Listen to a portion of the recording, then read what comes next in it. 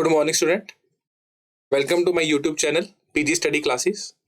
और जो आज का हमारा टॉपिक है वो है फाइनेंशियल मार्केट, बिजनेस स्टडी का चैप्टर फाइनेंशियल मार्केट और उसकी मोस्ट इंपॉर्टेंट केस स्टडीज। तो इससे पहले मैंने आपको प्रीवियस सभी चैप्टर्स की केस स्टडी डाल दी है, तो आप जाकर लिंक के अंदर भी देख सकते हो और प्लेलिस्ट के अंदर भी जाके क्या कर सकते हो, चेक कर सकते हो।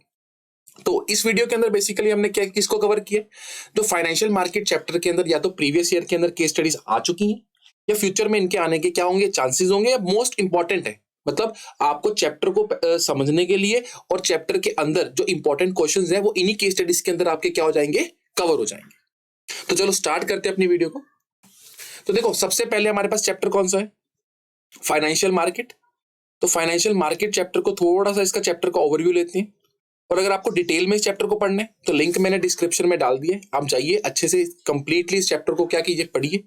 उसके बाद आकर फिर इन केस स्टडी को सॉल्व कीजिए, तो आपको इस चैप्टर के बारे में एक प्रॉपर कंप्लीट ओवरव्यू मिल जाएगा और कंप्लीट अच्छे से जानकारी मिल जाएगी। उसके अलावा आपको और कुछ पढ़ने की जरूरत नहीं है।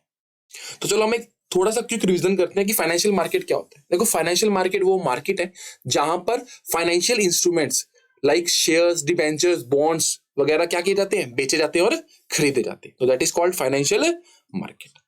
अब ये कितने टाइप की होती है, ये दो टाइप की होती है। एक तो कौन सी होती है, मनी मार्केट। एक कौन सी होती है ये मार्केट, मनी मार्केट। और एक कौन सी होती है ये, कैपिटल मार्केट। तो मनी मार्केट कौन सी मार्केट होती है, देखो मनी मार्केट वो मार्केट है जहां पर शॉर्ट टर्म फाइनेंशियल इंस्ट्रूमेंट्स के बीच में डील किया जाता है। अब शॉर्ट टर्म मतलब क्या हो गया, जिनकी वैलिडिटी जो होती है वो 1 साल या उससे क्या होती है, कम होती है। तो दैट इज वो जो डॉक्यूमेंट्स होते हैं वो कहां पर डील किए जाते हैं, मनी मार्केट के अंदर। Like call money, commercial papers, treasury bills, ठीक है ना।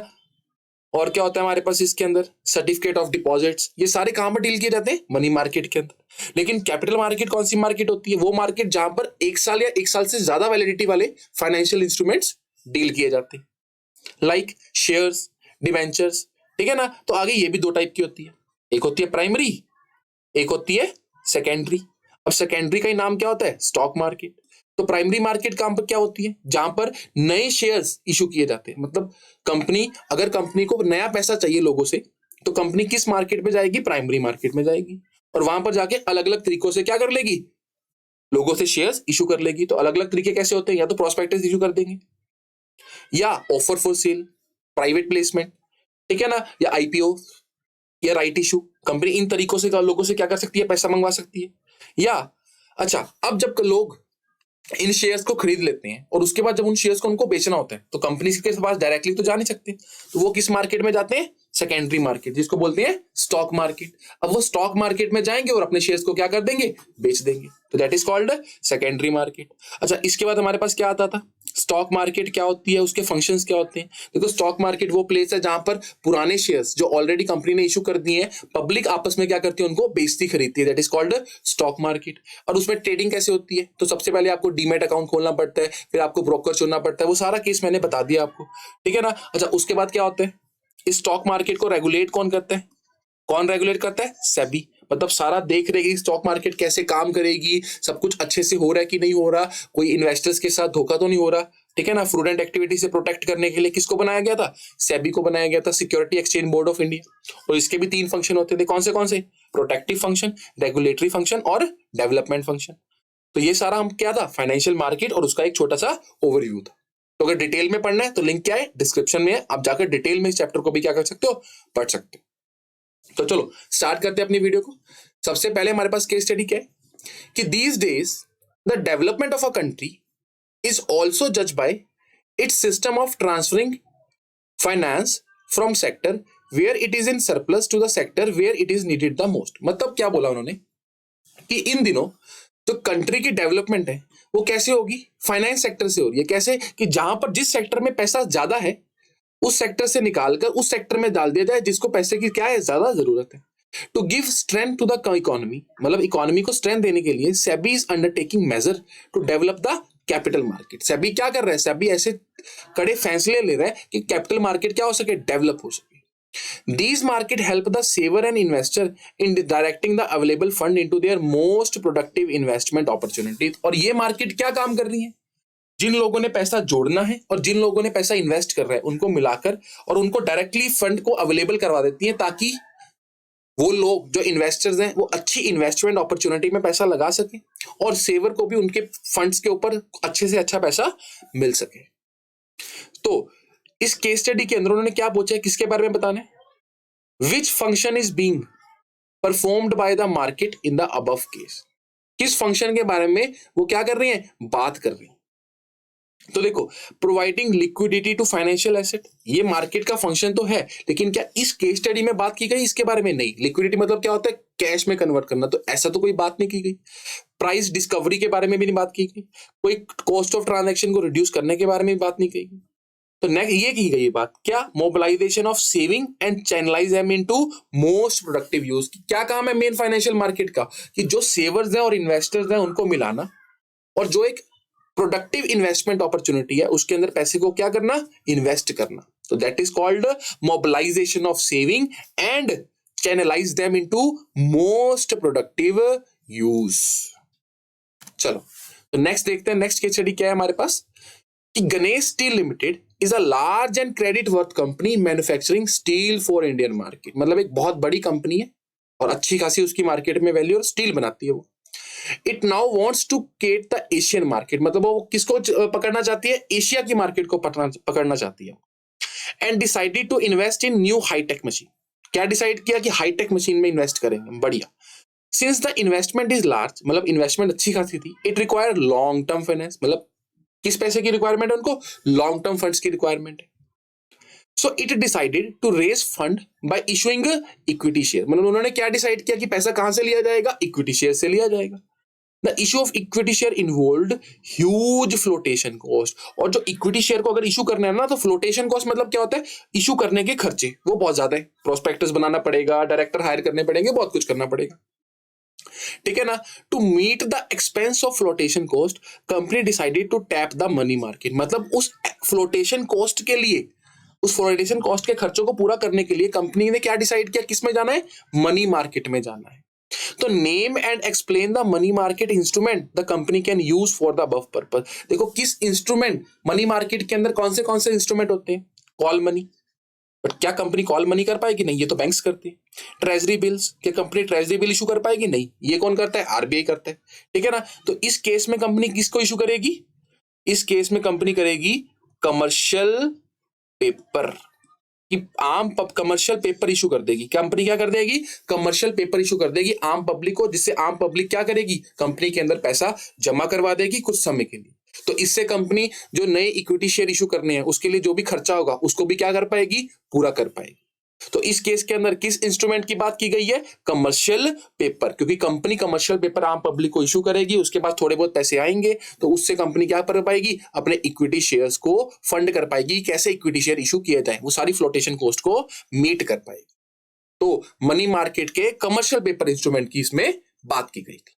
चलो तो नेक्स्ट हमारे पास क्या है, कि Sika limited are reputed industrial machine manufacturing need 20 crore as an additional capital to expand the business. मतलब सिका लिमिटेड है, एक अच्छी खासी इंडस्ट्रियल मशीन मैन्युफैक्चरिंग कंपनी है, वो उसको 20 करोड़ रुपए चाहिए ताकि वो अपने बिजनेस को क्या कर सके, एक्सपैंड कर सके। The finance manager mister Narendra Singh suggested that the share may be sold to investing public through intermediate as the same will be less expensive. देखो उन्होंने क्या बोला कि उनको एडिशनल कैपिटल की जरूरत है, तो उन्होंने इक्विटी शेयर के बारे में सुना, और इक्विटी शेयर को कैसे इशू करना है, फाइनेंस मैनेजर ने क्या बोला कि sold to investing public through intermediate, मतलब डायरेक्टली पब्लिक को ना बेचा जाए, इंटरमीडिएट के थ्रू बेचा जाए, जिससे उनका खर्चा भी क्या होगा, कम होगा। तो नेम द मेथड, किस मेथड के बारे में बात की गई है, देखो क्या इसमें प्राइवेट प्लेसमेंट की बात की गई है, नहीं, बिकॉज प्राइवेट प्लेसमेंट में कंपनी अपने शेयर्स को किसको दे देती है, प्राइवेट कंपनी को दे देती है, और प्राइवेट कंपनी अपने एक क्लाइंट को ऑफर करती है। तो ये इसके बारे में बात नहीं की गई।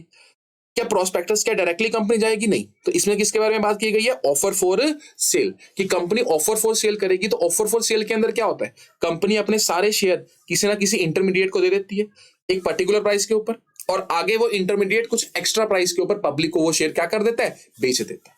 तो इसमें किसकी बात की गई है, ऑफर फॉर सेल के बारे में बात की गई।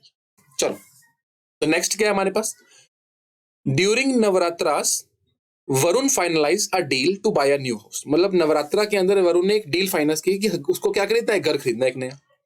सो he visit a nearby branch of Shubh bank to withdraw ₹10 lakh from his account in order to pay the token money to the seller. तो उन्होंने वो अपने बैंक के पास गया और 10 लाख रुपए विड्रॉ किए ताकि वो क्या कर सके, अपने सेलर को पेमेंट कर सके.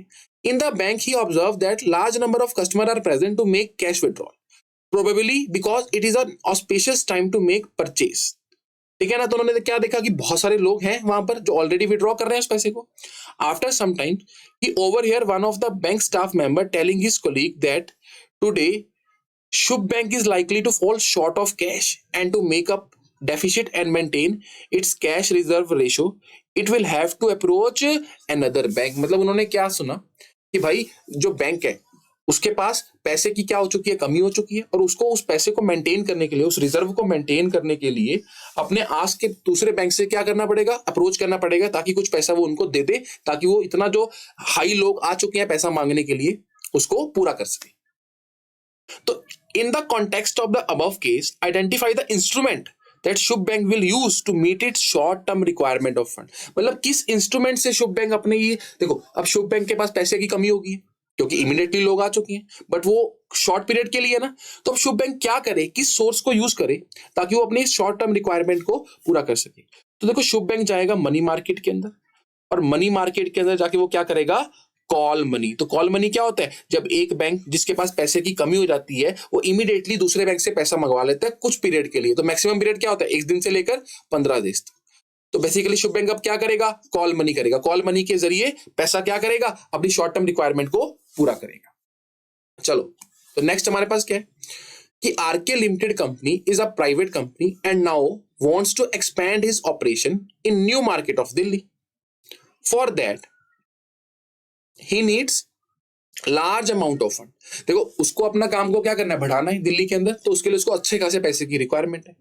सो he decided to issue new equity share and listed their company in stock exchange. तो उन्होंने क्या डिसाइड किया कि वो नए इक्विटी शेयर इशू करेगी और अपनी कंपनी को स्टॉक मार्केट में क्या करेगी, लिस्ट करेगी. And company does not want to bear any kind of flotation cost. Company किसी भी तरीके की फ्लोटेशन कॉस्ट नहीं चाहती. कंपनी नहीं चाहती कि वो किसी को एक्स्ट्रा मतलब शेयर इशू करने पे प्रोस्पेक्टस के खर्चे करे, ये करे वो करे. So which method company prefer for issue of equity share. तो देखो क्या कंपनी राइट इशू करेगी, नहीं, कंपनी राइट इशू तो कर ही नहीं सकती क्योंकि कंपनी क्या है, कंपनी अपने बिजनेस को दिल्ली के अंदर एक्सपैंड करना चाहती है. तो अभी राइट इशू के बारे में इसके स्टडी में तो बात ही नहीं हुई. देखो, और प्रोस्पेक्टस के थ्रू इशू करेगी, नहीं, प्रोस्पेक्टस के थ्रू भी नहीं इशू करेगी.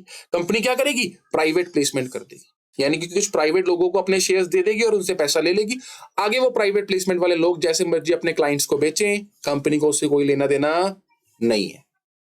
ठीक है ना. क्यों, क्योंकि कंपनी कुछ भी फ्लोटेशन कॉस्ट को बियर करना नहीं चाहती. कंपनी चाहती है बस हम जाएं, हम शेयर बेचें, हमें पैसा मिल जाए.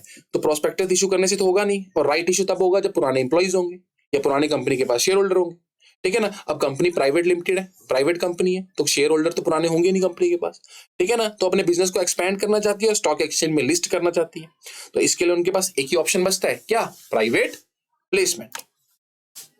चलो, अब हमारे पास क्या है, अगली केस स्टडी कि Supriya grandmother who was unwell called her. मतलब सुप्रिया की ग्रैंड मदर जो अभी बीमार है, उन्होंने उसको बुलाया and gave her a gift packet. एक गिफ्ट पैकेट दिया. Supriya open the packet. Supriya ने उस पैकेट को ओपन किया and so many crumpled share certificate inside. मतलब बहुत सारे शेयर सर्टिफिकेट्स थे उनके पास. Her grandmother told her that they had been left behind by her late grandfather. मतलब क्या बोला कि भाई ये आपके ग्रैंडफादर ने लेके रखे थे, वो भूल गए. As no trading is now done in physical form, Supriya wants to know the process by adopting which she is in the position to deal with. क्योंकि अब देखो अब क्या हो चुका है, सब कुछ ऑनलाइन हो चुका है, तो शेयर सर्टिफिकेट के अंदर तो डीलिंग होती नहीं. तो किस प्रोसेस के बारे में वो बात कर रही है, इसके अंदर बात हो रही है डीमैटेरियलाइजेशन की. अब उन्हें क्या करना पड़ेगा, अब डीमैट अकाउंट खोलना पड़ेगा, डीमैटेरियलाइजेशन करवाना पड़ेगा. मतलब अभी उसके हाथ में जो शेयर्स हैं वो मटेरियल फॉर्म के अंदर है, तो अभी उसको स्टॉक मार्केट सेबी के पास जाना पड़ेगा. वहां पर जाके अपने शेयर्स को शेयर सर्टिफिकेट देकर अपना डीमैट अकाउंट खुलवाकर डीमैटेरियलाइज करवाना पड़ेगा इन शेयर्स को, ताकि वो शेयर उनके अकाउंट में रिफ्लेक्ट करें और फिर जाके उन शेयर से क्या हो सके, डीलिंग हो सके. चलो, तो नेक्स्ट हमारे पास क्या है, साक्षी limited, a well-known real estate company, has managed to crave a niche for itself in this sector. मतलब साक्षी लिमिटेड एक रियल एस्टेट कंपनी है और उन्होंने अपनी एक नीश मार्केट तैयार कर लिया उसके अंदर। Recently it was revealed that the director of the company has used price sensitive information for their own personal interest. मतलब जो डायरेक्टर थे ना, उन्होंने इंफॉर्मेशन को यूज किया अपने पर्सनल इंटरेस्ट के लिए। And adequate public disclosure were also not made. मतलब एक प्रॉपर डिस्क्लोजर भी मेड नहीं किया। मतलब उन्होंने क्या किया कि जो पर्सनल इंफॉर्मेशन, सेंसिटिव इंफॉर्मेशन थी ना डायरेक्टर्स की, जो उनको छुपा कर रखनी थी, उन्होंने अपने लिए यूज किया और लोगों को बताया तक नहीं। और SEBI is considered action against. तो सेबी ने उनके अगेंस्ट क्या लिया? एक्शन लिया, और लेना बनता भी था, क्योंकि उन्होंने क्या किया? Name the term use for trading mall practice done by the director. उन्होंने क्या किया है? उन्होंने किया है इनसाइडर ट्रेडिंग। क्या बोलते हैं इसको? Insider trading. इनसाइडर ट्रेडिंग का मतलब क्या होता है? जब वो लोग जो कंपनी से किसी ना किसी तरीके से क्या होते हैं? जुड़े हुए होते हैं, और वो अपनी पोजीशन का फायदा उठाकर अपने पर्सनल इंटरेस्ट को पूरा करते हैं ना, that is called insider trading. क्या बोलते हैं उसको? इनसाइडर ट्रेडिंग बोलते हैं। तो इस केस के अंदर डायरेक्टर ने क्या किया? इनसाइडर ट्रेडिंग ही किया ना, इंफॉर्मेशन जानकर जानबूझ के अपना पर्सनल इंटरेस्ट क्या किया? पूरा किया। चलो नेक्स्ट हमारे पास क्या है कि ABC limited issued prospectus for subscription of its shares 500 crore in 2018। तो एबीसी लिमिटेड ने प्रोस्पेक्टस इशू किए, उसके शेयर्स के लिए कितने? 500 crore. The issue was over subscribe by 20 time. मतलब कितने गुना पैसा आ गया? 20 गुना ज्यादा लोग लेना चाहते हैं उन कंपनी के शेयर्स को। The company issue share to all the applicant on, किस हिसाब से कर दिया? प्रोराटा। मतलब जिसके नाम भी आ गया रैशनलाइज कर दिया, ठीक है ना। Later SEBI inspect the prospectus and found some misleading statement about the management of the company in it। मतलब SEBI ने क्या देखा कि कुछ गलत इंफॉर्मेशन दी गई है, किसके द्वारा? मैनेजमेंट के द्वारा। SEBI ने पेनल्टी इंपोज कर दी कितने की? 5 करोड़ की, और बैन कर दिया उसके 3 एग्जीक्यूटिव डायरेक्टर को for dealing in security market for 3 year. और उनके किसके अंदर की? आप शेयर मार्केट के अंदर आप डील भी नहीं कर सकते। तो किस फंक्शन के बारे में बात की गई? देखो, क्या शेयर मार्केट को डेवलप कर रहा है SEBI? नहीं। क्या रेगुलेट कर रहे हैं? नहीं। किसी को रूल एंड रेगुलेशन समझाया? नहीं। इसमें क्या किया गया? प्रोटेक्ट किया गया। किसको प्रोटेक्शन दी गई है? शेयर होल्डर को, जिन्होंने कंपनी की उस मिसलीडिंग इन्वेस्टमेंट को पढ़कर क्या किया? इन्वेस्ट किया। तो ये कौन सा फंक्शन था? ये फंक्शन था प्रोटेक्टिव फंक्शन। कौन सा फंक्शन परफॉर्म किया सेबी ने? प्रोटेक्ट किया। किसको? शेयर होल्डर को, उस गलत मिसलीडिंग स्टेटमेंट के अगेंस्ट। चलो नेक्स्ट हमारे पास क्या कि mister A purchase 1000 shares of ABC Limited and now he needs money for their brother education। अब उनको उनके भाई की एजुकेशन के लिए क्या है? पैसे की जरूरत है। So he wants to sold his share and get money। So in which place he will going to sell this share and how? देखो, मिस्टर ए ने 1000 शेयर परचेज किए एबीसी लिमिटेड के, बट अब उनको पैसे की जरूरत पड़ गई, तो वो अपने शेयर बेचना चाहते हैं और पैसा मिलना चाहिए कि उनको पैसा मिले और अपने भाई की एजुकेशन क्या कर सके? पूरी कर सके। तो वो कहां पर जाके इन शेयर्स को बेचेंगे और कैसे बेचेंगे? देखो, कहां पर जाके वो शेयर्स को बेचेंगे? सबसे पहली बात तो कौन सी मार्केट में जाके बेचेंगे? Secondary market. शेयर्स कहां बिकते हैं? सेकेंडरी मार्केट, जिसका दूसरा नाम क्या होता है? Stock market. और कैसे बेचेंगे? तो इसका एक पूरा प्रोसेस है। उनको सबसे पहले क्या करना पड़ेगा? डीमैट अकाउंट खुलवाना पड़ेगा, लेकिन वो शेयर ऑलरेडी डीमैट अकाउंट में आ चुके होंगे। फिर उनको एक ब्रोकर चुनना पड़ेगा। अब ब्रोकर क्या करेगा? उनके बदले में ऑर्डर प्लेस करेगा, फिर एग्जीक्यूट होगा ऑर्डर, फिर उनके अकाउंट में पैसा ट्रांसफर हो जाएगा। तो एक सारा प्रोसेस फॉलो करना पड़ता है। चलो, तो नेक्स्ट हमारे पास क्या है? विच function of SEBI suggest about tech over of another companies and rules and regulation for broker and registration of. देखो, रूल्स एंड रेगुलेशन या कैसे एक दूसरी कंपनी को टेक ओवर करना है, ये कौन सा फंक्शन बताते हैं सेबी का? रेगुलेटरी। क्योंकि रेगुलेटरी फंक्शन क्या बताता है? रूल्स एंड रेगुलेशन की कैसे कंपनीज जो रजिस्टर्ड है मार्केट के अंदर वो कैसे काम करेंगी, उनको कैसे अपने ब्रोकर्स को रजिस्टर करवाना है, म्यूचुअल फंड कैसे काम करेंगी, कैसे उनको टेक ओवर करना है, ये सारा कुछ कौन बताएगा? सेबी बताएगा। किस फंक्शन के अंदर? रेगुलेटरी फंक्शन के अंदर। चलो नेक्स्ट हमारे पास क्या है कि which function of SEBI gives promotion to internet trading. Promote कर रहा है किसको? इंटरनेट ट्रेडिंग करो भाई। प्रमोट एजुकेशन, एजुकेशन बढ़ाओ, मार्केट को डेवलप करो। तो कौन सा फंक्शन होगा? Development function. क्योंकि डेवलपमेंट फंक्शन में सेबी क्या करता है? शेयर मार्केट को डेवलप करने के सारे काम करता है। कैसे स्टॉक मार्केट क्या करे?